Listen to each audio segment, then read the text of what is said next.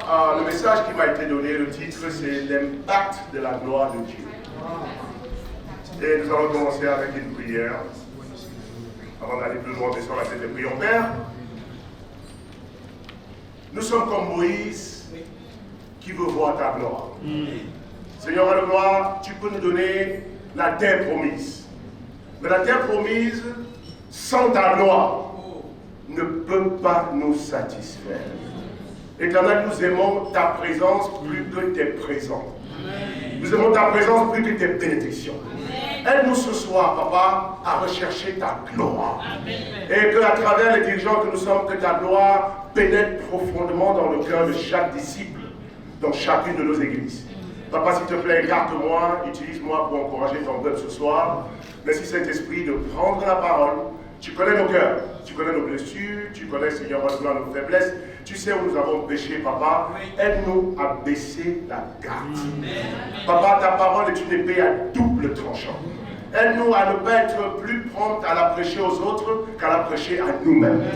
Papa, aide-nous à être les premiers à recevoir ta parole avec humilité, avec reconnaissance et avec un cœur qui change rapidement. Que ton nom soit glorifié ce week-end. Seigneur, au nom de Jésus, nous avons prié. Amen. Amen. Ne vient pas d'un homme. Ce n'est pas une initiative humaine. C'est un commandement biblique. Amen. Et Matthieu 28, verset 18 à 20 nous dit clairement quel est notre ordre de bataille, quelle est notre feuille de route. Allez-y auprès des hommes de toutes les nations et faites de quoi? Baptisez au nom du Père, du Fils et du Saint-Esprit. Et enseignez-leur quoi? À obéir à tout ce que je vous ai prescrit. Et je serai avec vous tous les jours jusqu'à la fin du... Est-ce que l'Afrique francophone fait partie de toutes les nations? Oui. Si l'Afrique francophone fait partie de toutes les nations, dis Amen.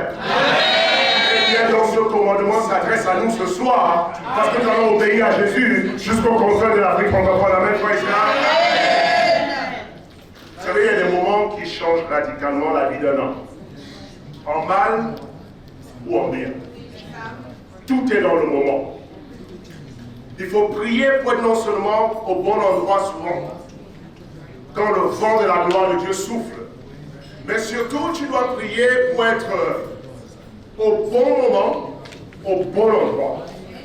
Et surtout de saisir l'opportunité du moment pour que la gloire de Dieu se manifeste dans ta vie. Oui, frères et sœurs, il faut apprendre à comprendre, surtout ce soir, que la gloire de Dieu n'est pas un verset biblique. La gloire de Dieu est une promesse pour chaque disciple qui est capable de saisir le moment. Et frères et sœurs, les opportunités pour voir la gloire de Dieu sont toujours présentes. Mais malheureusement, il y a des hommes et des femmes qui ne saisissent pas l'opportunité quand le moment se présente. Rahab était une prostituée. Et comme les milliers d'habitants de Jéricho, elle était au bon endroit, dans la même ville, et au bon moment que tous les autres habitants de Jéricho. Mais pourtant, c'est Rahab qui a saisi l'opportunité. Là où les habitants de Jéricho voyaient la menace d'une invasion d'un peuple ennemi appelé Israël, Rahab a vu la visite de Dieu. Et elle a tout de suite marqué sa particularité en prenant position pour le Dieu d'Israël. Et ce moment a traversé Jéricho. Et ce moment était une occasion de chute pour les habitants de Jéricho. Mais pour Rahab, et à cause de sa foi, et parce qu'elle a saisi le moment, ce moment qui a détruit la ville était un moment de salut pour elle et pour sa famille. Vous voyez, frères et sœurs, quand la gloire de Dieu passe, soit elle te détruit, soit elle te lève pour de plus grandes choses. Et cette semaine, la gloire de Dieu va visiter la ville d'Abidjan. Maintenant, est-ce que tu as voyagé en avion pour être détruit par la gloire de Dieu ou pour être élevé par la gloire de Dieu? Esther était au bon endroit et au bon moment. Pendant que le peuple de Dieu était menacé d'extermination par Haman, l'ennemi de Dieu, l'opportunité s'est offerte à Esther de faire la différence. Elle a saisi le moment. Elle a compris l'appel de Dieu malgré ses hésitations. Elle a accepté la formation de Mardochée, son oncle. Et Esther s'est trouvée du côté de Dieu en posant l'acte qu'il fallait pour provoquer la gloire de Dieu sur Israël. Et à cause de sa foi, Israël, au lieu d'être anéanti, a été sauvé. On dit Amen. Frères et sœurs, que dit de Daniel et ses trois amis? L'opportunité peut se présenter dans des circonstances terrifiantes. L'opportunité pour la manifestation de la gloire de Dieu dans ta vie ne vient pas toujours comme à la Pentecôte. Ça ne sera pas toujours des lampes de feu sur ta vie, dans une chambre haute, dans un hôtel climatisé. Parfois le moment de la gloire, parfois l'opportunité qui donne la gloire, vient à travers les persécutions, vient à travers la souffrance. Et les trois amis de Daniel étaient confrontés à cet aspect de la gloire de Dieu. Ils étaient menacés d'être brûlés vivants dans une fournaise ardente s'ils maintenaient leur foi et leur confession de foi pour le Dieu d'Israël. Mais Shadrach, Meshach et Abednego ont vu même à travers les flammes de l'enfer la manifestation de la gloire de Dieu dans leur vie à travers les épreuves. Frère et sœur, comment toi tu vois les épreuves? Parce que même les épreuves sont la visitation de Dieu. Ce n'est pas les épreuves le problème, c'est comment tu réagis dans les épreuves le problème. Ruth et Orpa avaient la même opportunité de rentrer dans l'histoire du peuple de Dieu de façon glorieuse. Elles étaient les belles filles de la même femme. Elles vivaient dans la même ville. Et les deux avaient les mêmes circonstances difficiles. Elles ont perdu leur mari. Elles étaient dans la détresse. Mais l'une a été élevée et l'autre a péri. Qu'est-ce qui a fait la différence entre Orpa et Ruth? Orpa a laissé les circonstances, la peur, le manque de foi, l'a ramené à Moab parmi son peuple. Et son nom a été effacé de la Bible. Mais Ruth a saisi l'opportunité. Elle a vu la gloire de Dieu à travers le retour de sa belle-mère à Bethléem, qu'elle ne connaissait pas. Mais elle a pris position pour le Dieu d'Israël en disant à sa belle-mère, ton Dieu sera mon Dieu, là où tu seras enterré, je serai enterré. Et Ruth, par sa foi, a enfoncé les portes du royaume. Elle n'était pas invitée au banquet du Seigneur. Parce qu'elle n'était pas israélite, elle était moabite. Frère et sœur, la foi ne connaît pas de barrières éthiques. Et Ruth est devenue l'ancêtre direct du Messie à cause de sa foi. Frère et sœur, la question ce soir, c'est est-ce que tu es au bon endroit? Est-ce que tu es là au bon moment? Et est-ce que tu vas saisir l'opportunité que Dieu t'offre cette semaine? Et frères et sœurs, je peux vous garantir que la foi va livrer bataille à la peur cette semaine. Oui. Le courage va livrer bataille à la lâcheté cette semaine. Et l'endurance va livrer bataille à l'abandon cette semaine. Ce sont ces moments-là, frères et sœurs, que Dieu nous donne, comme ce moment que nous avons ce soir, de venir de plusieurs pays, de nous asseoir ensemble comme une seule et même famille dans le royaume, pour entendre la voix de Dieu et pour saisir l'opportunité du moment. Frères et sœurs, Orpa avait la même opportunité que Ruth. Judas avait la même opportunité que les 11 autres apôtres. Mais Orpa, Judas ont raté l'opportunité de leur destinée. Ils étaient au bon endroit, au bon moment. Ils étaient en train de souper avec le roi de l'univers déguisé en martyr. Mais Judas a vu Jésus comme un martyr mourant qui n'avait rien à offrir. C'est pour ça qu'il a vendu pour 30 pièces d'argent. Mais Pierre a vu Jésus comme le Messie qui devait aller à la croix avant de ressusciter et il est devenu le dirigeant de tout le royaume. Est-ce que tu vas saisir le moment ce soir? Vous voyez? Le moment et l'opportunité que Dieu te donne te trouve dans l'état où tu es. Ce n'est pas le jour du marché que tu nourris la poule. Le péché que tu commets habituellement déterminera comment tu agiras dans le moment quand Dieu te visite. Judas était voleur. Et quand le moment est venu, la cupidité a pris le dessus sur la foi. Frères et sœurs, quels sont les péchés avec lesquels tu es venu à la conférence? Si tu ne fais pas attention, ces péchés te feront rater le moment de la gloire. Parce que le péché que tu commets habituellement est le péché qui te disqualifie quand se présente à toi l'opportunité de rentrer dans la gloire de Dieu. Ésaïe fut disqualifié parce qu'il aimait le monde. Quand l'opportunité s'est présentée, il a vendu le droit d'aînesse. Et dans le même moment, Jacob a vu l'opportunité d'acheter le droit d'aînesse. Mais Esaü a vendu le bois de neige pour combien? Pour un bol de lentilles. Frères et sœurs, est-ce que tu comprends ce soir que le péché que tu ne vas pas confesser à cette conférence est le prix pour lequel tu vas vendre ta destinée? Ce soir, frères et sœurs, ce que tu pratiques habituellement te qualifie ou te disqualifie quand les moments de destinée se présenteront. Et vous savez, à force de pratiquer une chose ou une autre, cette chose finit par faire ta réputation.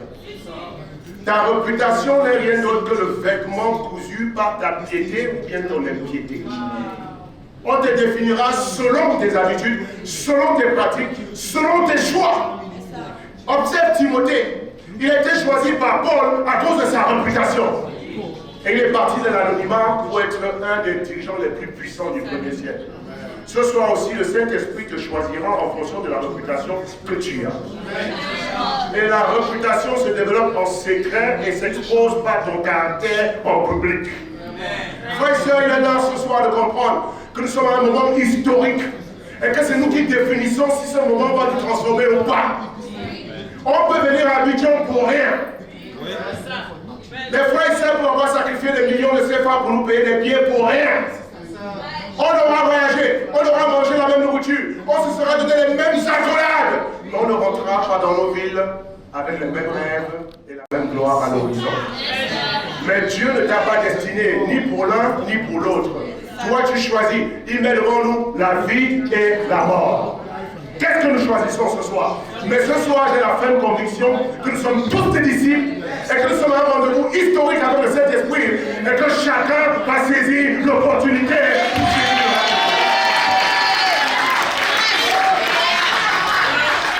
Que ce moment pour que la gloire de Dieu ait un impact dans ta vie. Comme la gloire de Dieu a eu un impact dans la vie de Moïse, d'Abraham, d'Isaac, de Jacob, de Marie, d'Esther, de Ruth. Et je médite tous ces noms et nous méditons tous ensemble et nous sommes émerveillés. Comment souvent ils partent de rien pour devenir des super-héros spirituels. Mais est-ce qu'il t'est venu à l'esprit de comprendre qu'ils sont des hommes comme toi et moi? Et que Dieu est le même hier, aujourd'hui et demain. De la même manière qu'il peut utiliser Rahab, une prostituée. De la même manière qu'il peut utiliser Noé, un alcoolique. De la même manière que Dieu a pu utiliser frère et sœur Pierre, qui était présomptueux et arrogant. Dieu peut changer ta destinée ce soir. Et pour cela, frère et sœur, nous devons laisser la gloire de Dieu nous impacter. J'ai quelques points très simples. Pour que la gloire de Dieu t'impacte ce soir. Pour que tu ne retournes pas dans ton pays comme tu es venu. Premièrement, tu dois chérir la gloire de Dieu plus que tout. Tu dois chérir la gloire de Dieu plus que toute autre chose. Frère, nous sommes dans un marathon, nous sommes dans une guerre spirituelle. Et notre marche avec Dieu s'appelle une course. Et nous courons la course de la gloire. Et vas-tu aller jusqu'au bout? Vas-tu achever la course? Seras-tu vivant à la fin? Seras-tu vainqueur ou seras-tu défait? Vas-tu franchir la ligne d'arrivée? Il n'y a que deux options. Soit tu es victorieux, soit tu es perdant. Mais quel est le facteur qui détermine et qui sépare ceux qui vont jusqu'au bout de la course et ceux qui abandonnent en cours de route? Après 30 ans de christianisme et de marche avec Dieu, pour moi, il y a un seul facteur déterminant qui sépare les vainqueurs des perdants. C'est la gloire de Dieu. Tous les grands exemples de la Bible ont vu la gloire de Dieu. Il n'y a pas un seul qui a eu un impact puissant sans avoir été amoureux de la gloire de Dieu. Abraham a vu la gloire de Dieu. Voilà pourquoi il a été appelé l'ami de Dieu. Tu n'es pas l'ami de Dieu si tu ne contemples pas sa gloire au quotidien. Il y a jusqu'à 3 passages bibliques qui nous parlent d'Abraham comme étant l'ami de Dieu. Ésaïe 41, verset 8. Quant à toi, Israël, mon serviteur, Jacob que j'ai choisi, et descendance d'Abraham qui était mon ami. Y a-t-il un plus grand titre que Dieu puisse donner à un homme que de l'appeler son ami? Qui es-tu, Abraham, pour être appelé ami du Créateur de l'univers? Tout le monde a Dieu pour Créateur, mais tout le monde n'a pas Dieu pour ami. Tout le monde peut devenir disciple. Tout le monde peut devenir évangéliste. Tout le monde peut devenir conseiller de femmes. Tout le monde peut diriger une région. Mais ce n'est pas donné à tout le monde d'être appelé l'ami de Dieu. C'est une chose de t'appeler toi-même ami de Dieu. C'en est une autre pour Dieu de t'appeler son ami. Question ce soir. Comment Dieu t'appelle? Comment te voit-il? Abraham était mon ami selon Dieu. N'est-ce pas incroyable? Jacques chapitre 2 verset 23 dit, Abraham a cru à Dieu et cela lui fut imputé à justice. Et il fut appelé ami de Dieu. Incroyable! Frères et sœurs, quel bonheur d'être appelé ami de Dieu. Et Dieu ne fait pas grand-chose sans avertir ses amis. Quand il voulait détruire Sodome et Gomorrhe, il a dit, je ne peux pas détruire Sodome et Gomorrhe sans avertir mon ami Abraham. Dieu parle à ses amis. Pourquoi Dieu ne te parle plus? Il se peut que votre amitié ne soit pas comme il était avant. Il est l'heure pour nous de redésirer la présence de Dieu, frères et sœurs. Le buisson ardent, ce n'est pas seulement pour Moïse. Le buisson ardent, c'est pour tous ceux qui désirent voir la gloire de Dieu. Amen. David était l'homme selon le cœur de Dieu. On dit Amen. Il était familier de la gloire de Dieu. Ces psaumes te le démontrent tout le temps. Les psaumes de David sont les lettres d'amour de David à son ami. Et aujourd'hui, ça devient nos sources d'inspiration pour nos prières. Mais David n'a pas écrit un recueil de prières. David a écrit son cœur pour son ami, pour son père. Où sont tes sons? Où sont tes lettres d'amour pour ton Dieu? Certains d'entre nous, nous avons arrêté de chérir la gloire de Dieu et nous sommes devenus des esclaves au service de Dieu. Nous travaillons pour Dieu. Nous sacrifions pour Dieu. Nous voulons gagner le monde. Mais ton esprit est vide. Ta joie a disparu pendant que tu travailles pour Dieu comme un esclave. Dieu va évangéliser le monde avec ses amis. Et tu ne vas pas repartir de cette conférence sans absolument nettoyer le plancher de ton amitié avec ton Dieu. Quelle est la qualité de tes moments de méditation? Combien de temps passes-tu avec ton ami? Frères et sœurs, il me semble qu'on est tellement content de se revoir ici ce soir. Il y a des frères et sœurs qui ne sont pas revus depuis 1 an, depuis 2 ans. C'était difficile de vous arracher à la communion fraternelle. Parce que quand on s'assoit avec un ami, on ne compte pas le temps. On ne voit pas le temps passer. Pourquoi est-ce qu'avec Dieu, on dit c'est 30 minutes? Comme s'il nous ennuyait. Comme si on était pressé de quitter sa présence. Frères et sœurs, pourquoi on ne peut pas rester 1 heure, 2 heures à étudier la Bible? Mais pourtant, quand nous sommes avec nos amis spéciaux, on ne voit pas le temps passer. Quand tu vois au culte, à la fin du culte, tu n'es pas pressé de rentrer quand tu es amoureux. Parce qu'à la fin du culte, tu vas passer 3 heures avec la soeur que tu aimes, en train de poser jusqu'à l'arrêt du bus. Tu ne vois pas le temps passer quand tu vas en ligne avec la soeur que tu aimes. Et tu parles de tout et de rien, ton visage brille. Tu es joyeux, tu as faim mais tu ne ressens rien. Tu peux parler du matin jusqu'au soir de tout et de rien avec ton bien-aimé. Mais ça, vous pensez que nous on n'a pas été amoureux, on a gagné nos yeux. Et tu regardes ce frère et tu es comme ça. Parle frère, parle. Et certains, vous êtes même en train d'enfreindre les règles de la moralité. Vous parlez tellement parce que vous êtes amoureux jusqu'à 1 heure du matin. Question, combien de temps passes-tu avec Dieu? As-tu plus l'entrain pour l'amitié de ta copine que pour l'amitié de Dieu? On ne peut pas gagner l'Afrique francophone sans chérir la gloire de Dieu. Et je vais défier tous les dirigeants dans cette salle qui n'ont pas encore lu toute la Bible depuis le début de cette année. Dieu nous donne une 2e chance ce soir. Nous allons renouveler notre flamme pour sa gloire, pour sa présence. On ne doit pas aimer les résultats plus que la présence de Dieu. Et frères et sœurs, nous avons tous le défi ici de lire toute la Bible jusqu'au 31 décembre. Qui est prêt à prendre le défi? Jusqu'au jusqu'au 31 décembre de cette année. Et tu vas révolutionner aussi ta vie de prière. Tu ne vas pas prier parce que tu dois prier. Tu dois prier parce que tu aimes la présence de Dieu. Et je défie chaque dirigeant ici d'avoir au moins 30 minutes de prière par jour. Si tu ne peux pas parler à Dieu pendant 30 minutes, pourquoi es-tu son porte-parole vis-à-vis de son peuple? Tu n'aimes pas Dieu, tu ne peux pas passer 30 minutes avec lui. Tu n'as rien à dire aux autres par rapport à un Dieu que tu n'aimes pas. Parce que l'évangélisation consiste à dire aux autres combien nous aimons Dieu. Ce n'est pas des règles pour convertir les gens. Frères et sœurs, ce soir, nous allons renouveler notre amour pour la gloire de Dieu. On va applaudir le Seigneur puissamment. Numéro 2. Comment est-ce que ce moment va transformer ta vie et t'impacter? Deuxièmement, après avoir chéri la gloire de Dieu, tu dois être fixé sur ta course. Abraham, Moïse, Déborah, Esther, Isaac, Pierre et Jean, ils ont gagné le combat de la foi parce qu'ils étaient fixés sur leur course. Sois fixé sur ta course. Frères et sœurs, vous savez pourquoi on doit rester fixé sur notre course? Parce que nous avons un ennemi qui est fixé sur la course. Satan ne faiblit jamais dans sa foi.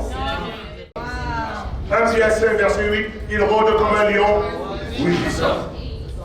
Depuis qu'il est tombé du ciel, Satan rôde depuis le jardin d'Éden. Satan n'est jamais devenu faible. Il rôde autour de nous, cherchant quelqu'un à dévorer. Et si tu n'es pas fixé sur la course, si tu es distrait, il t'aura, je te garantis. Voilà. La Bible dit que celui qui est debout prenne garde de ne pas tomber. Vous savez, vous pensez que ceux qui tombent ont pris rendez-vous avec Satan? Je vous garantis qu'il y a des gens dans cette salle qui risquent de tomber dans la foi dans les 5 prochaines années. Je veux bien que tout le monde ici soit présent à la conférence d'Afrique francophone en 5 ans. Je le désire de tout mon cœur. Je peux même prier pour ça tous les jours, pour moi et pour vous. Mais le facteur déterminant qui va faire que tu sois là dans 5 ans, c'est si tu restes fixé sur ta course. C'est un ennemi coriace. Frères et sœurs, nous avons des épreuves qui nous attendent. Nous avons des difficultés dans notre course chrétienne. Et certains d'entre nous ce soir, nous sommes distraits parce qu'au lieu de courir notre course, nous sommes en train de regarder la course des autres. Mais dans cette course vers le ciel, chacun doit courir sa propre course. C'est vrai que nous courons les uns aux côtés des autres. Mais personne ne peut courir ta course à ta place. J'aurais aimé être comme un tel. Ça, c'est les plaintes qu'on entend souvent. Mais la vérité, c'est que tu ne l'es pas. Tais-toi et reste fixé sur ta course. J'aurais aimé posséder telle ou telle chose. Tu ne l'as pas. Tais-toi et continue de courir. Cela ne t'avantage en rien à te comparer aux autres ou d'envier leur vie et leur course. J'aurais aimé être de grande taille. Comme lequel tu ne l'es pas et tu ne le seras jamais. Cours avec ta taille. J'aurais aimé avoir des parents riches, mais tu es né de parents pauvres. Oublie ton passé et avance dans ta course.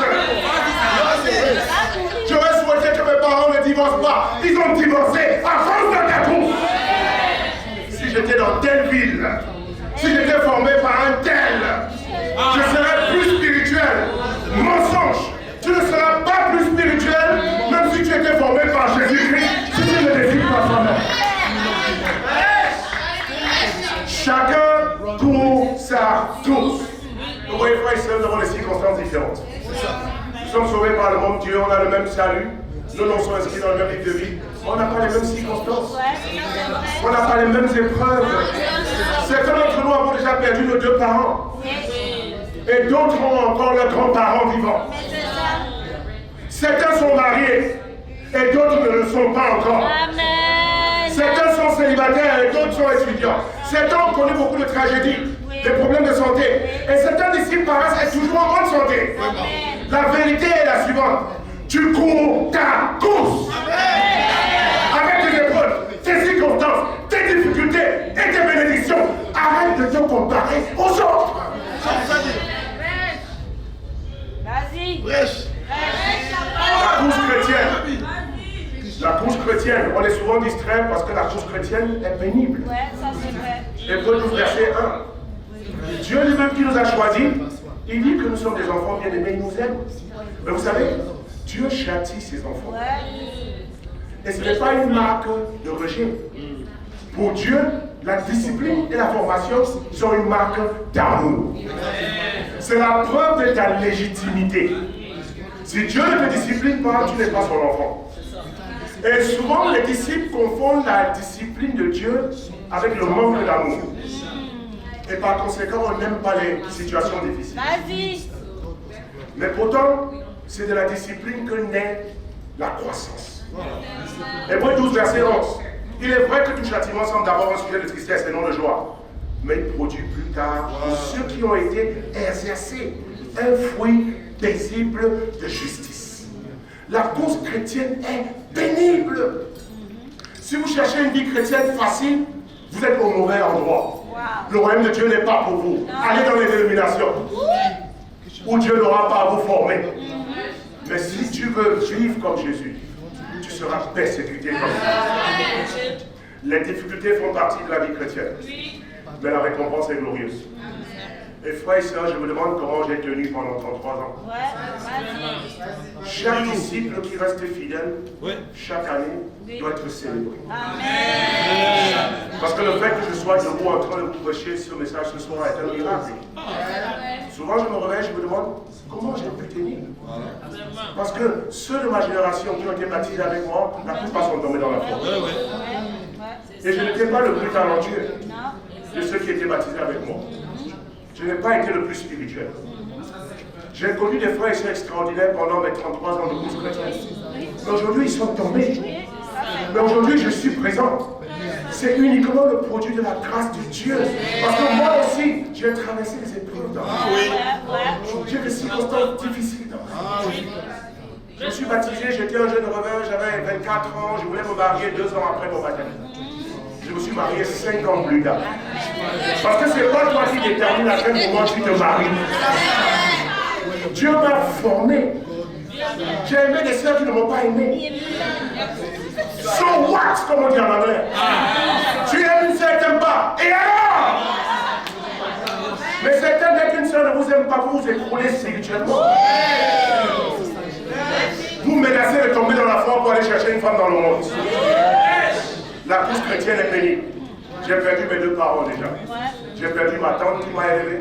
J'ai perdu ma mère. J'ai perdu mon père. J'ai perdu ma soeur. J'ai perdu une 2e soeur. J'ai eu des moments difficiles. J'ai été dans des bombardements. J'ai eu le paludisme plus de 50 fois. J'ai déjà fait la typhoïde. J'ai eu la Covid-19. J'ai été trahi par des amis proches. J'ai eu à recommencer le ministère après 18 ans de sacrifice. J'ai quitté la fac de droit avec une maîtrise et je me suis retrouvé dans la rue d'Abidjan sans église, sans amis, sans titre, sans personne pour m'encourager, à part mes quelques amis proches qui sont restés avec moi. Frères et sœurs, la course chrétienne n'est pas facile. Amen. Si tu penses que c'est quand Dieu enlèvera les situations difficiles que tu seras fidèle, tu ne vas pas rester longtemps. Parce qu'il y aura des moments difficiles. Mes frères et sœurs, j'ai eu des moments de faiblesse. J'ai eu des moments où j'ai failli tout abandonner. J'ai failli retourner au droit. Mais ça, c'est vrai. Je me suis dit, le ministère, ça ne te rapporte rien. Que de la honte, du manque de reconnaissance. Pourquoi ne pas être comme mes amis qui sont aujourd'hui présidents d'université, qui travaillent aujourd'hui pour le gouvernement, qui ont des postes extraordinaires, et je n'étais pas le plus médiocre de ma génération. J'ai eu la tentation, comme vous aussi, de partir. Mais pourquoi je suis là? Parce que j'ai décidé de courir ma course. La Bible dit au verset 12, Hébreux 12, verset 12, redressez vos mains fatiguées. Redressez vos genoux défaillants. Frères et sœurs, si Jésus parle de genoux fatigués, c'est parce que dans la course chrétienne, il sait que nos genoux seront fatigués. Dieu ne peut pas te dire de redresser tes mains défaillantes si tes mains ne sont pas défaillantes. Ça veut dire que lui-même il sait que la douleur, que la peine, que la faiblesse fait partie de notre parcours. La vie de disciple va te blesser. Tu vas prendre des coups. Ça va faire mal.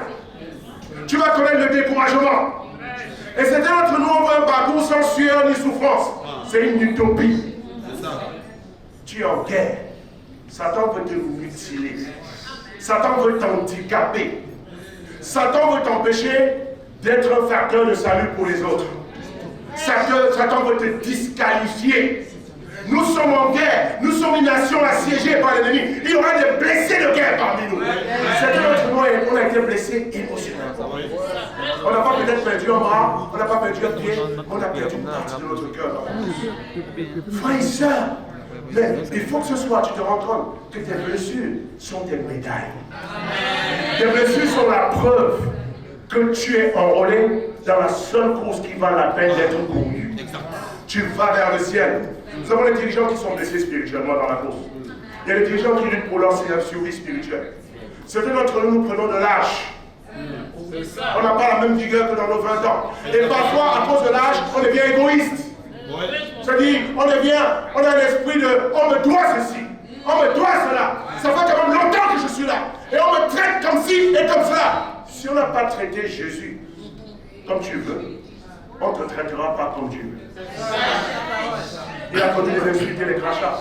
Frère, c'est qu'attendons-nous de ce monde. On a des dirigeants qui sont devenus tièdes dans la foi. On a des gens qui quittent le ministère. La question c'est est-ce que tu seras là l'année prochaine? Et la réponse est, la solution c'est, arrête de te comparer aux autres. Cours ta course. Avec ton parcours unique. Ton célibat. Ton mariage qui ne va pas bien. Parce que tu ne veux pas te repentir de ton orgueil. C'est ta course. Affronte les épreuves de ta course. Ne regarde pas la course de l'autre.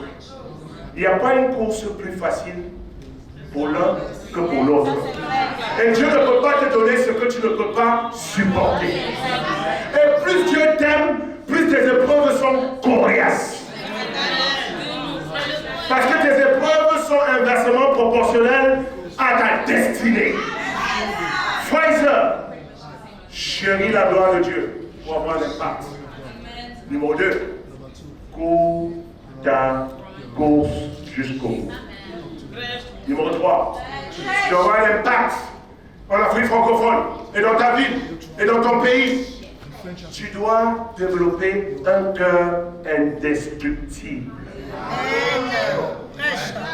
Tu dois développer un cœur indestructible. Pourquoi? Pourquoi je n'ai pas dit une tête indestructible? Pourquoi je n'ai pas dit des pieds indestructibles?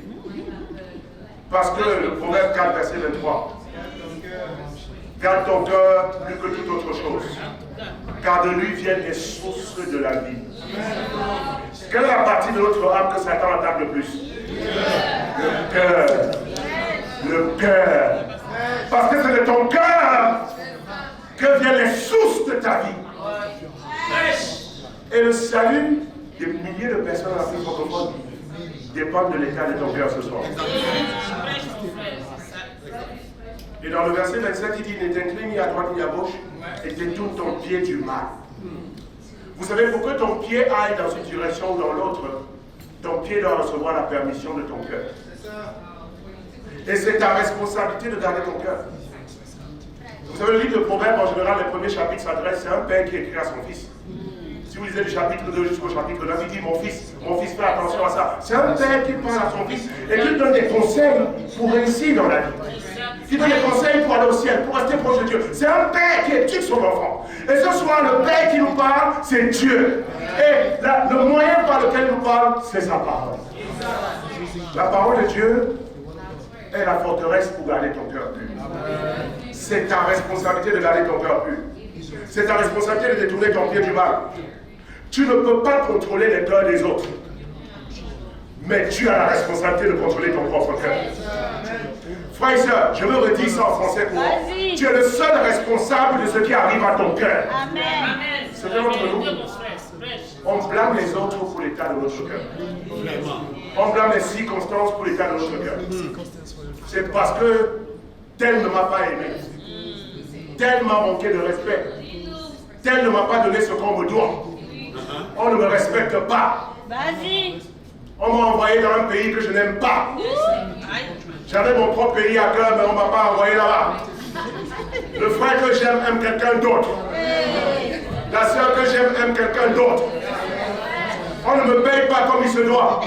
Depuis quand l'état de ton cœur dépend des circonstances extérieures? Tu es responsable de ce qui arrive à ton cœur. Et même si tu es blessé, tu seras blessé. Je serai encore blessé. Tu seras encore blessé. Et nous allons conjuguer ce verbe ici. Dis, je serai blessé. Dis, tu seras blessé. Dis, il ou elle sera blessé. Dis, nous serons blessés. Dis, vous serez blessés. Dis, ils seront blessés. Dis, ça fait partie de la gloire.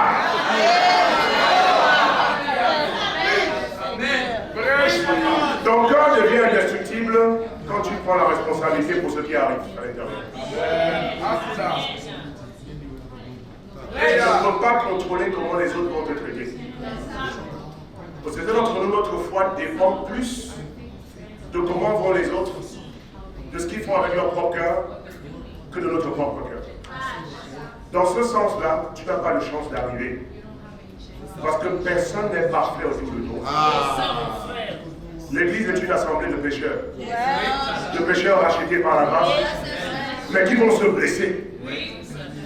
Et beaucoup d'entre nous, on a perdu notre foi à cause des blessures qu'on a reçues.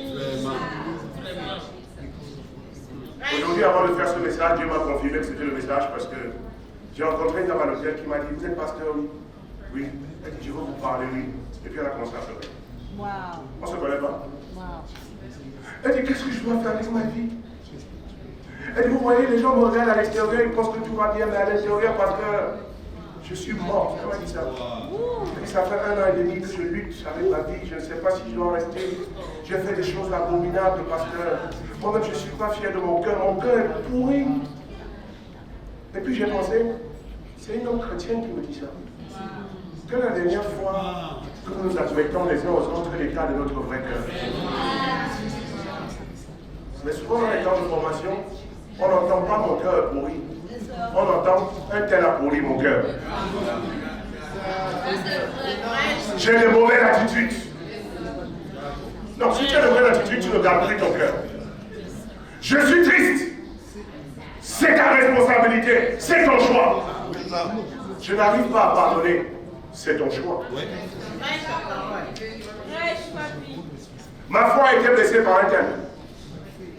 C'est ton choix. Comment tu vas faire avec ce cœur blessé? Je suis découragé. Je ne me sens pas bien par-ci. Je ne me sens pas bien par là. Vous pensez que le soleil va arrêter de tourner à cause de tes sentiments? Oui, on a des sentiments. Mais tes sentiments ne doivent pas déterminer l'état de santé de ton cœur. Ça va aller. C'est ça qui fait la différence entre les matures et les immatures. Les immatures sont dirigés par les sentiments, les matures sont dominés par leur conviction. Quelqu'un a dit ceci, les gens diront toujours les choses. Quelqu'un a dit cela, les gens diront toujours cela. Mais toi, tu as décidé de vivre une vie de blâme et d'accusation. Bientôt, tu vas blâmer les autres pour ton manque de foi. Bientôt, tu vas blâmer les gens pour l'état de ton cœur. Bientôt, tu vas quitter le ministère. Parce que tu as laissé ton cœur devenir amer, critique et mauvais. Et tu vas te sentir justifié parce que tu vas dire c'est la faute des dirigeants. C'est les gens qui m'ont rendu comme ça. Personne ne peut rendre ton cœur comme ci, comme ça, sans ta permission. Frères et sœurs, et s'il y a une chose qui pourrit le cœur, d'une manière terrible, c'est les commérages. Parce que quand tu ne prends pas la responsabilité de ton cœur, tu vas blâmer les autres. C'est ça. Et la Bible dit que l'abondance du cœur, la bouche. Et quand on n'a pas maîtrisé son cœur à l'intérieur, on laisse le cœur pourrir. La bouche a envie de dire ça avec un. À qui tu as parlé dernièrement? Et de qui et de quoi lui as-tu parlé? Garde ton cœur. Arrête de parler des autres. Arrête de répandre des commérages dans ta maison. Amen. Tu détruis la foi de tes enfants. Arrête de répandre des commérages parmi tes amis. Tu empoisonnes et tu détruis la vie des autres. Ce soir, je vais vous donner un test. Et j'ai lu l'histoire du philosophe grec appelé Socrate. Il avait des convictions sur le commérage, mais il n'était pas disciple. Et Socrate avait la réputation d'être d'une grande sagesse. Un jour, quelqu'un est venu lui rendre visite et lui a dit: vous savez ce que je viens d'entendre sur votre ami? C'est la dernière fois que tu as fait ça. Tu sais ce que je sais? Tu es au courant, ma copine? Est-ce que tu es dans le royaume comme moi? Ami, n'est ni vrai, ni bon, ni utile. Alors pourquoi as-tu voulu me le dire? Et ce soir, tu as Socrate en face de toi. Chaque fois que tu veux parler de quelqu'un d'autre à quelqu'un, il faut que toi-même tu décides de passer le test de 3-4. Est-ce que ce que tu vas dire de ton frère est vrai? Est-ce que c'est bon? Est-ce que c'est utile? Si c'est non, quel intérêt as-tu à me le dire? Si ce n'est que tu deviens l'instrument de Satan pour détruire la foi de quelqu'un pour lequel Jésus est mort. Les commérages ne doivent pas exister parmi nous. Nous sommes le peuple de Dieu. Nous sommes sanctifiés par la parole. Frères et sœurs, parle de ton propre cœur. Parce que tu es responsable de ton cœur et non pas du cœur des autres. Proverbe 4, verset 24. Écarte de ta bouche la fausseté. Éloigne de tes lèvres les détours. On dit Amen. Frères et sœurs, décide ce soir d'avoir un cœur indestructible. Est-ce que vous savez que c'est possible de l'avoir? Quand je regarde Matt et Hélène, ils ont un cœur indestructible. Ils ne sont pas Superman. Ils ont leurs faiblesses. Mais Matt et Hélène, je me souviens de la première fois que Patricia et moi l'avons rencontré, Matt et Hélène, en 2011. On venait de rejoindre le mouvement. Et eux, ils revenaient de la Chili. Et ça faisait longtemps que j'avais vu un évangéliste pleurer au micro. Matt a pleuré ce jour comme un enfant. Je me suis dit, mais quel est ce grand dirigeant de taille qui pleure comme ça? Et je voulais savoir les raisons de ces larmes. Mais il était tellement vulnérable, brisé, il parlait de sa vie, il parlait de ses péchés, il parlait de sa vie. Je dis, mais c'est pas possible, c'est défiant ça. Et depuis 2011 jusqu'à aujourd'hui, Matt et moi, on est toujours amis. Et Matt n'a pas changé. Avec plus de titres, plus de position, plus de responsabilités, plus de blessures, et plus d'épreuves. Il a gardé le même cœur. Hélène a gardé le même cœur. Mais frères et sœurs, pourquoi nos cœurs changent quand les saisons changent? Aujourd'hui tu es joyeux, demain tu es triste. Aujourd'hui tu es zélé, demain tu es assommé. Frères et sœurs, chacun de nous doit prendre la décision d'être le premier gardien de son cœur. Les formations sont formidables. Mais personne ne peut te former mieux que toi-même. Vous savez pourquoi souvent la formation ne t'aide pas? Parce que tu attends plus des formateurs que tu attends de toi-même. Et les gens qui attendent plus de la formation que d'eux-mêmes ne seront jamais satisfaits. Parce que personne ne peut te défier mieux que toi-même. De toute façon, quand tu confesses tes péchés, tu ne nous dis pas tout. Donc s'il y a vraiment quelqu'un qui sait la musique qui joue dans ton cœur, c'est toi. Certains sont tellement mous avec nous-mêmes que dès qu'on te parle d'un passage de Dieu qui te défie, tu deviens défensif, orgueilleux et arrogant. On ne peut pas te défier. On ne peut pas te remettre sur le droit chemin à propos de ton égoïsme. Tu dis je veux de l'aide, mais quand on te montre des passages, tu dis mais pourquoi tu m'as parlé comme ça? On doit te parler comment? Pour atteindre le but. Avec un haut-parleur, avec des bonbons, avec un jus. Comment on doit te parler? Ceux qui se plaignent que la formation est dure sont ceux qui sont mous avec eux-mêmes. Nous devons être nos premiers formateurs. On doit être ouvert pour être formé. Mais avant, tu dois être plus dur avec toi-même que tout ce que n'importe quel formateur de la terre peut te dire sur ton péché. Frère et soeur, quels sont tes standards pour ton propre cœur? Quels sont tes standards pour ta pureté? Quels sont tes standards pour l'évangélisation? Quels sont tes standards pour les fruits dans ton église? Est-ce que tu as toujours besoin d'un œil extérieur pour venir remarquer que tu es devenu tiède? Est-ce que toi-même tu ne le ressens pas? Est-ce que toi tu ne sais pas quand ça ne va pas? Frère et soeur, sois dur avec toi-même. Paul dit, je m'impose une discipline sévère. Est-ce que c'est le formateur de Paul qui lui impose une discipline sévère? Paul dit, je traite durement mon cœur, mon corps. Est-ce que c'est son formateur qui traite durement son corps? Et je suis ici, en Tours et en Afrique du Sud. Devinez si je ne cherche pas la formation. Vous pensez qu'un Tour va payer un billet d'avion pour venir me former chaque semaine? Si je décide de ne pas être ouvert avec lui, je ne serai pas formé. Si je ne cherche pas ma formation, je ne serai pas formé. Il est occupé, il a des choses à faire. Je suis occupé, j'ai des choses à faire. La question c'est est-ce que je désire la formation? La question n'est pas est-ce qu'un autre est un bon formateur. Et certains d'entre vous, si votre formateur ne vous appelle pas, vous ne l'appellerez jamais.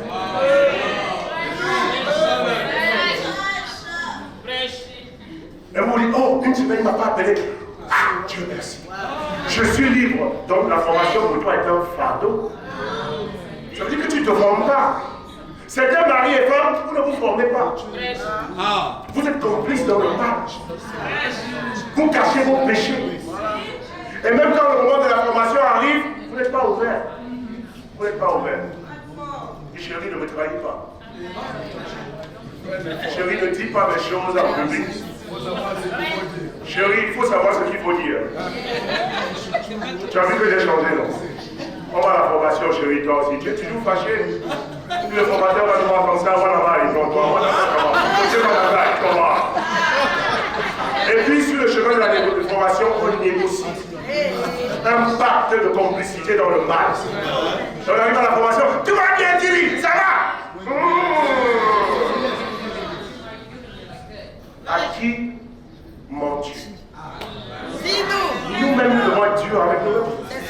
Si ça ne va pas, ça ne va pas. Mais toi-même, tu dois prendre des passages, les appliquer à ton cœur. Tu dois avoir une planoplie d'au moins 10 passages que tu utilises pour tailler ton propre cœur quand ça se passe. Et quand tu vas à la formation, dis à ton formateur ce qui s'est passé et comment tu es en train de traiter ton cœur. Et puis reçois encore un bonus. Seuls les durs termineront la course. Certains nous sommes trop sensibles. Certains nous sommes blessés trop facilement. Dès que le soleil se couche, je suis blessé. Dès qu'il pleut, je suis mouillé, je suis blessé. C'est mon anniversaire, un tel ne m'a pas appelé. Il y a trop de choses qui te fatiguent dans ta course. Ton cœur n'est pas une poubelle. On laisse des pensées impures entrer dans notre cœur trop facilement. On fait dans nos pensées ce qu'on ne ferait pas en public. Ton standard est trop bas. Frères et sœurs, décide aujourd'hui d'avoir un cœur indestructible. Décide de ne pas devenir un disciple amer. Une dirigeante qui a perdu sa joie et son éclat. Frères et sœurs, renouvelle-toi ce soir. Avec l'âge, tu dois te bonifier. Tu vas être de plus en plus humble avec le temps qui passe. Numéro 4. Une joie indestructible. Vous voyez que les deux sont liés. Si tu n'as pas un cœur indestructible, ta joie sera détruite. Une joie indestructible. Psaume 16, verset 1. D'où vient la joie que rien ne peut détruire? D'où la trouve-t-on? Frère, vous voyez que je prends mon temps ce soir parce que je ne veux pas rater une seule phrase de ce que l'Esprit m'a mis à cœur pour moi et pour vous. Psaume 16, verset 1. David dit à Dieu, tu me feras connaître le sentier de la vie. Et il dit, il y a d'abondantes joies devant ta face. Et il dit, il y a des délices éternelles à ta droite. Frère et sœur, regardez bien ce que David dit ici. Où est le secret de la joie indestructible? Est-ce que ça vient de ses possessions matérielles? Est-ce que ça vient de son état de santé? Est-ce que ça vient de la qualité de son ministère? Il dit non, Seigneur, il y a d'abondantes joies devant ta face. Donc où trouve-t-on la joie indestructible? Dans la présence de Dieu. Mais c'est entre nous, notre joie ne dépend pas de notre marche avec Dieu, elle dépend des circonstances.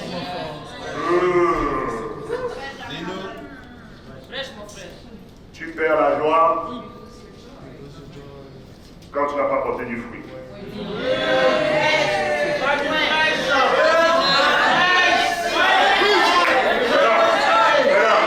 Si tu as perdu ta joie parce que tu n'as pas porté du fruit,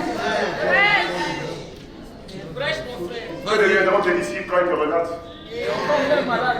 Et c'est entre vous dirigeants pour balader dans des assemblées qui ne vont pas bien, il n'y a pas d'édition, il n'y a pas d'études. Vous êtes toujours comme ça.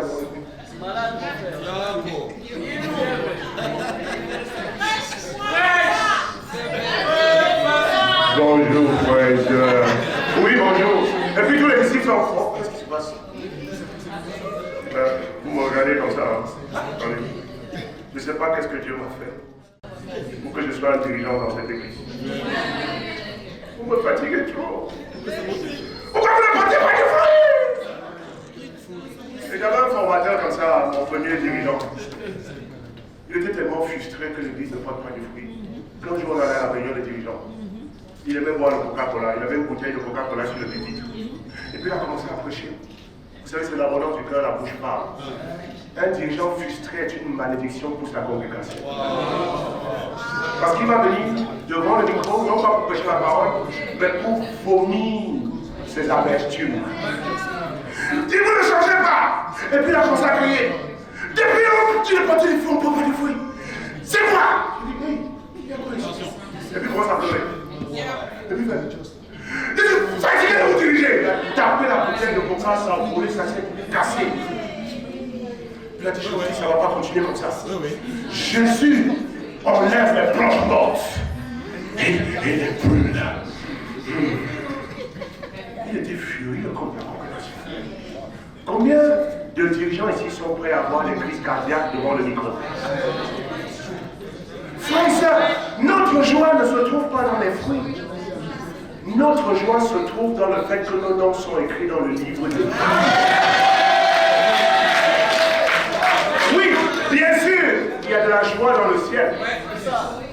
Quand un pécheur se répand, les deux joies ne sont pas en contradiction. Mais la joie des fruits doit découler de la joie du salut.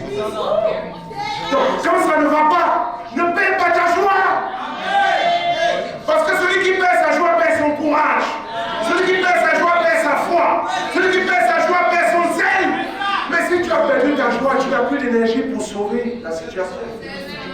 Sois toujours joyeux. C'est un commandement. Donc quand j'ai la pression du ministère, je vais devant le miroir.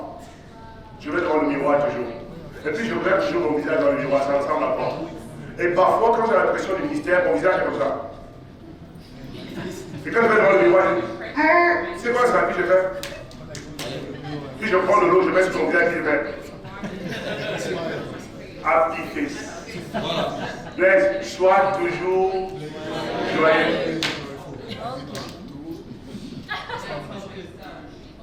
Et puis je sors, une attitude, et puis je décide d'être joyeux. Être joyeux est une décision. Avant d'être une émotion. On n'est pas joyeux parce que les circonstances ont changé. On est joyeux parce que Dieu est en contrôle. On est joyeux parce qu'on croit que Dieu est en contrôle. Frère et sœur, est-ce que ton niveau de joie a diminué? Est-ce que ton niveau de joie est en train de s'éteindre? Romains 15, verset 13, que le Dieu de l'espérance vous remplisse de toute joie et de toute paix dans la foi, pour que vous abondiez en espérance par la puissance du Saint-Esprit. Et ce groupe a évangélisé l'Afrique francophone avec une joie indestructible. Amen, frères et sœurs, je vais atterrir tout de suite. Mon dernier point. Non seulement tu vas chérir la gloire de Dieu, si l'impact de la gloire de Dieu va transformer ta vie. Numéro 2, tu dois faire quoi? Tu dois être fixé sur ta course. Et numéro 3, tu dois avoir quoi? Un cœur indestructible. Et numéro 4, tu dois avoir quoi? Et puis pour finir, tu dois avoir une ambition indestructible. Toi, ça doit être ambitieux.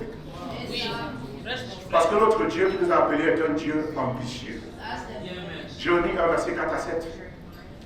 Dieu appelle Jérémie pour faire quoi? De grandes choses.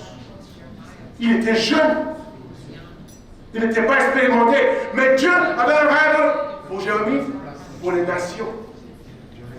Dieu est toujours un Dieu ambitieux. Est-ce que tu as perdu tes ambitions spirituelles au fur et à mesure que tu as rencontré des difficultés? Le ministère est un appel et non un travail. Tu es dans le ministère parce que tu es convaincu que c'est Dieu qui t'a appelé. Que tu as été formé dans le ventre de ta mère comme Jérémie pour ce moment présent.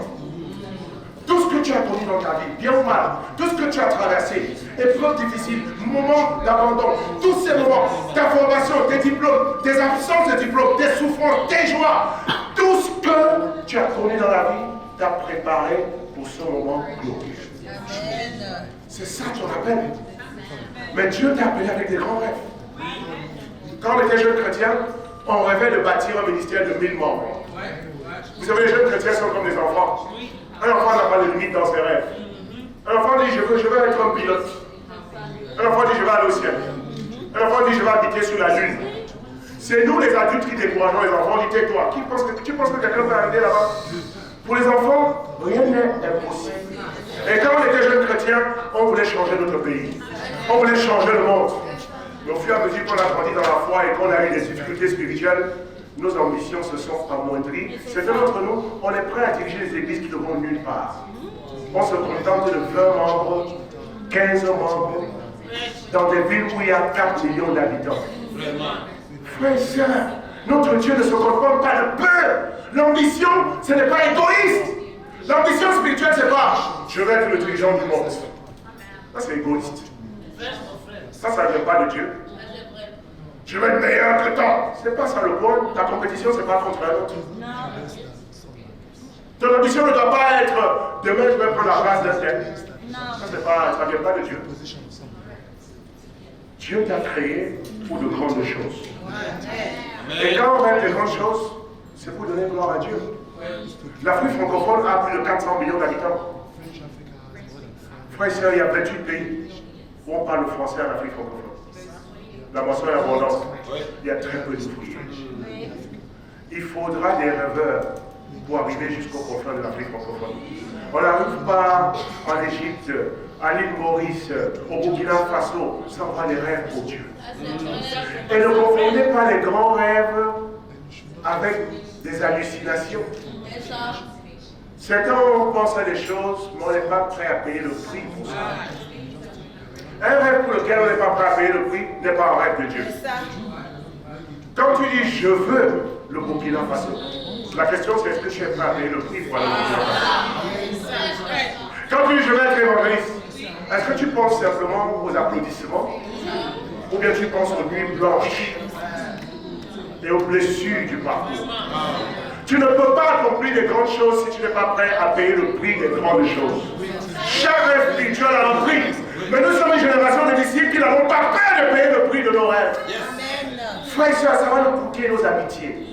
Notre rêve, nos grands rêves d'évangéliser, le Congo, le Cameroun, le Burkina, l'Afrique francophone, va nous coûter notre relation avec nos parents.